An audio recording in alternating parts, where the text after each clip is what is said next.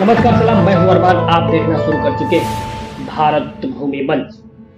आज हम बात करेंगे बिहार चुनाव की, जहां वोट बिकता है, प्रचार में नोट उड़ते हैं और जनता बस देखती रह जाती है।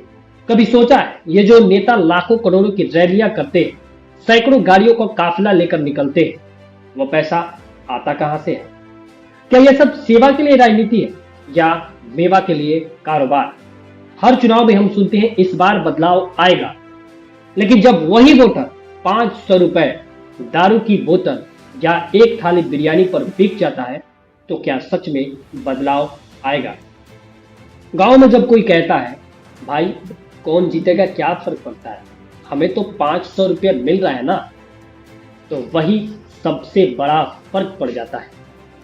क्योंकि जब वोट बिकता है तब हक बिक जाता है, और जब हक बिकता है तो अगले 5 साल तक सवाल पूछने का हक भी खत्म हो जाता है।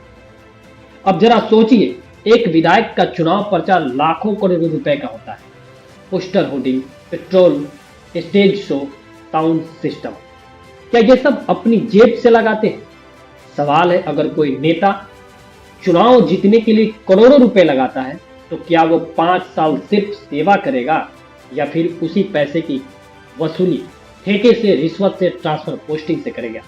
जनता को यह समझनी होगी, जो पैसा आज नोट बनकर मिल रहा है वो कल टैक्स बनकर आपके जेब से ही निकलेगा। आप देख रहे होंगे हर पार्टी का रोड शो, महंगी एसयूवी, सायरन बजाते हुए काफिले और रैली में आने वाले हजारों लोग। क्या ये वही बेरोजगार नौजवान नहीं है जिन्हें नौकरी नहीं मिली पर अब भीड़ में झंडा उठाने का 200 रुपया मिल रहा है? रैली में जो भीड़ दिखती है वो असल में बेरोजगारी की रिपोर्ट होती है, क्योंकि अगर रोजगार होता तो लोग काम पर जाते, रैली में नहीं। भाषणों में बड़े बड़े वादे और कस्में सुनने को मिल रहा है कि बिहार बदल देंगे, हर घर में नौकरी देंगे, बिहार को विकसित बिहार बनाएंगे।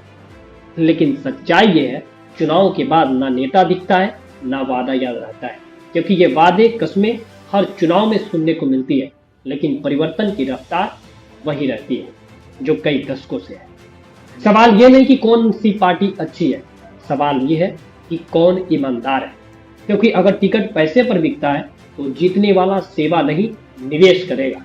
जो टिकट खरीदता है वो जनता की सेवा नहीं बल्कि पैसे की वापसी की सोच रखता है, और ये वापसी होती है जनता के हक की कीमत पर। कभी नेताओं की संपत्ति देखी है, हर चुनाव में बढ़ जाता है, किसी की जमीन, किसी का बंगला तो किसी का बिजनेस। तो फिर सवाल उठता है, क्या ये सच में राजनीति सेवा का साधन रह गई है या अब ये कमाई का जरिया बन गई है? तो बिहार की जनता से एक सवाल है, क्या आप फिर वही गलती दोहराएंगे? क्या 500 रुपये में अगले 5 साल बेच देंगे? याद रखिए, जब तक जनता बिकेगी तब तक नेता लूटता रहेगा। सिर्फ नेता बदलने से नहीं, सोच बदलने से बिहार बदलेगा। अगर इस बार वोट डालने जा रहे हो तो अपने दिल से पूछना, ये वोट सेवा के लिए दे रहा हूं या मेवा के लिए? क्योंकि वोट सिर्फ एक बटन नहीं होता, वो आपके भविष्य तय करने वाला हथियार होता है।